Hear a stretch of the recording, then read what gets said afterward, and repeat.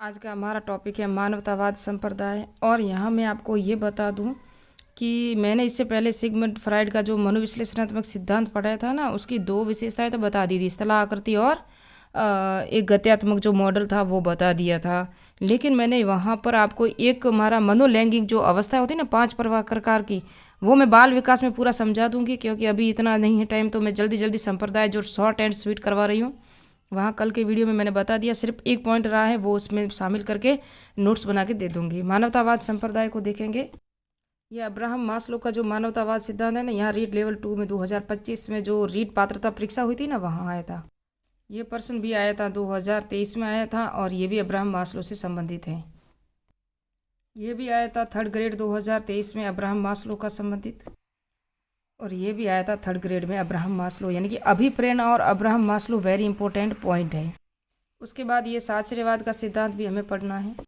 ये साचर्यवाद का सिद्धांत नहीं, साचर्यवाद संप्रदाय हम पढ़ रहे हैं अभी तक। तो मैं आज पूरी कोशिश करूंगी कि आज रीट की 2nd यूनिट स्टार्ट करने की, जहां बाल विकास है और बाल विकास का अर्थ, बाल विकास के सिद्धांत, बाल विकास को प्रभावित करने वाले कारक, बाल विकास में वंशानुगत और वातावरण का प्रभाव, ये है 2nd यूनिट और जो सिलेबस में, जहाँ हम पढ़ने की वाली पूरी कोशिश मैं आज पूरी करूँगी कि बाल विकास जो है ना, इसका अर्थ पढ़ेंगे किस तरह से था, उसके बाद इसका इतिहास पढ़ेंगे क्या क्या पूरी डिटेल से थी, और इनकी पुस्तक वगैरह भी देखेंगे। और हम देखेंगे बाल विकास का वैज्ञानिक अध्ययन किसने प्रस्तुत किया था, और बाल विकास का सर्वप्रथम बार अध्ययन किसने किया था। बाल अध्ययन आंदोलन के जो समर्थक है वो कौन थे। प्रथम बाल निर्देशन शुरुआत, भारत में बाल अध्ययन की शुरुआत। तो स्टार्ट करते हैं। मानवतावाद संप्रदाय, इनके जनक कौन है, अब्राहम मास्लो और कॉल रोजर, जो अमेरिका के थे। इसे मनोविज्ञान का तीसरा बल कहा गया। मैं आपको बता दूं, मनोविज्ञान का प्रथम बल था, कौन सा था, मनोविश्लेषणावाद, जो सिगमंड फ्राइड ने दिया था। जो शिक्षा मनोविज्ञान या मनोविज्ञान का द्वितीय बल है वो है व्यवहारवाद। तृतीय बल है ना, वो तीसरा बल कहते हैं मानवतावाद संप्रदाय, जो अब्राहम मास्लो का है। और कॉल रोजर, जीएस मीड भी मानवतावादी हैं। अब्राहम मास्लो अमेरिका में 1962 में की थी इसकी मानवतावाद संप्रदाय की स्थापना। इनका उद्देश्य व्यक्ति का संगठित व समग्र रूप से अध्ययन करना, क्या है, व्यक्ति का संगठित और समग्र रूप से अध्ययन करना है। इसमें मानव जीवन की संपूर्णता के अध्ययन पर बल दिया, जिसमें जीवन लक्ष्य के रूप में आत्मसिद्ध को मानता है। यानी कि जीवन लक्ष्य के रूप में सबसे ऊपर में आत्मसिद्धि है, क्या है, आत्मसिद्धि है सबसे, जब लास्ट में जो हमें हर कोई व्यक्ति पूरी जिंदगी कोशिश करता है इसको पाने की। पशु व्यवहार के अध्ययन पर जो पशु व्यवहार के अध्ययन करता है ना, उसके स्थान पर मानव व्यवहार के अध्ययन पर बल दिया था अब्राहम मास्लो ने। और ये मैकडूगल का मैं लिख रही थी, लेकिन वापस ये कैंसिल करके मैंने यहाँ लिख दिया है। मैकडूगल का बाद में से बताएंगे आपको। सिटी कॉलेज ऑफ न्यूयॉर्क में कानून का अध्ययन किया था अब्राहम मास्लो ने। अब इनकी जो 5 आवश्यकताएं बताई ना, ये इंपॉर्टेंट है, परीक्षा में इनका क्रम भी पूछा जाता है और यहाँ से पूछा भी जाता है। तो ये देखो, यहाँ से मैंने कहा 2025-2023 में प्रश्न आया। जो लक्ष्य होता है लास्ट में, आत्मसिद्धिकरण या स्वायत्तीकरण, ये जो लास्ट इसका लक्ष्य है किसका, मनोविश्लेषणवाद नहीं, सॉरी, मानवतावाद का, जो अब्राहम मास्लो ने दिया था। ये निम्न स्तर की आवश्यकता है, जिसमें रोटी कपड़ा मकान, जो पहली आवश्यकता है वो शारीरिक आवश्यकता होगी। अगर आपकी लाइफ में भी आगे अगर सोच रहे हो तो पहली आवश्यकता क्या होती है, शारीरिक आवश्यकता, जिसके अंदर रोटी कपड़ा और मकान मिल जाए तो बस संतुष्ट है। उसके बाद आपको सुरक्षा चाहिए, तो आप कानून का सहारा, सामाजिक आर्थिक हर तरफ से सुरक्षा चाहिए आपको, फिर सुरक्षा की आवश्यकता होगी।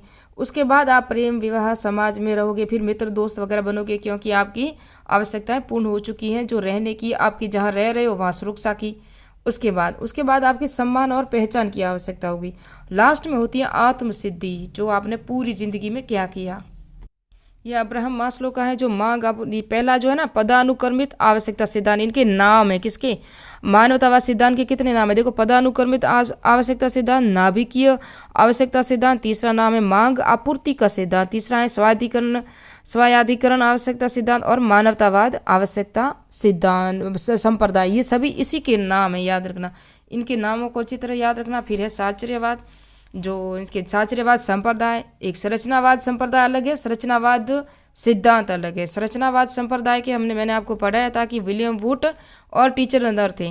संरचनावाद संप्रदाय जो सिद्धांत है ना, उसके जेरोम ब्रूनर हैं। तो उसको आगे हम पढ़ेंगे, जिस तरह से अधिगम वगैरह व्यक्तित्व टॉपिक आएंगे ना, उस तरह से मैं आपको पढ़ाती जाऊँगी।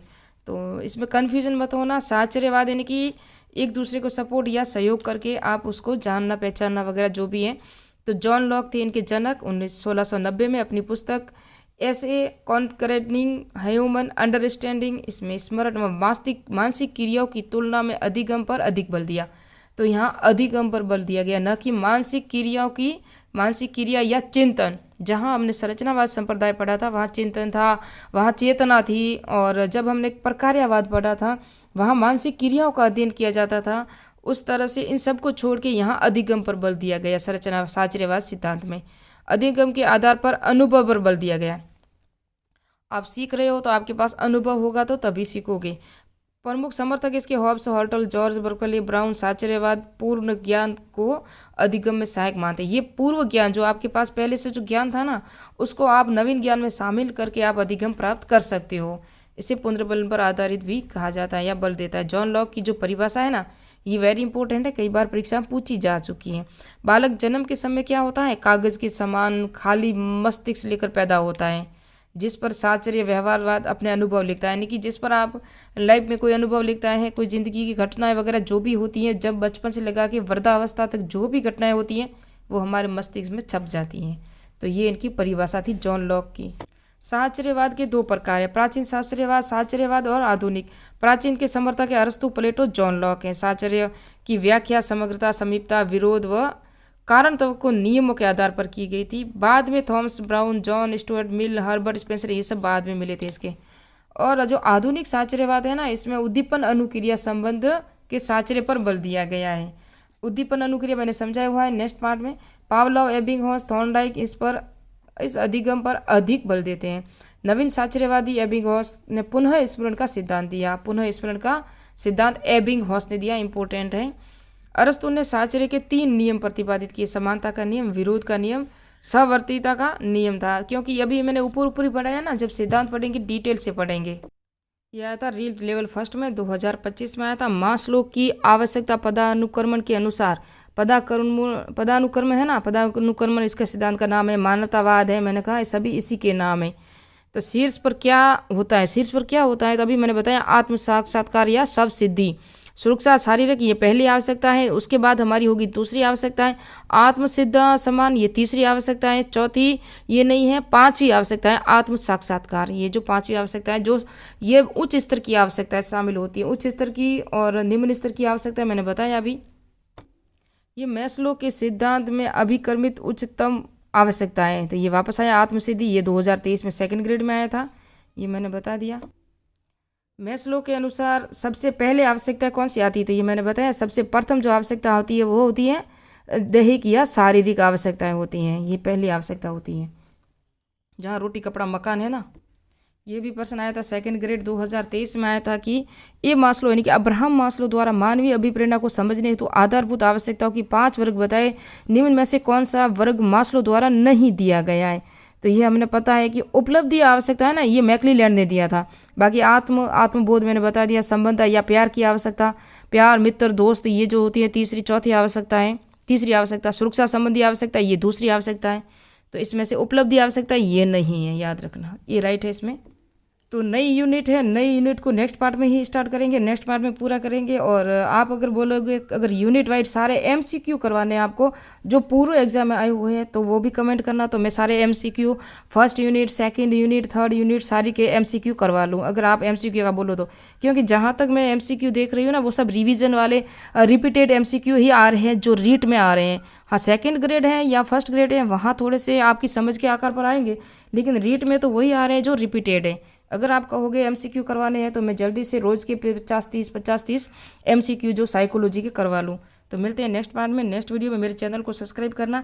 और नेक्स्ट में हमारी नेक्स्ट यूनिट है जो 2nd यूनिट है साइकोलॉजी की, शिक्षा मनोविज्ञान की, वो स्टार्ट करेंगे।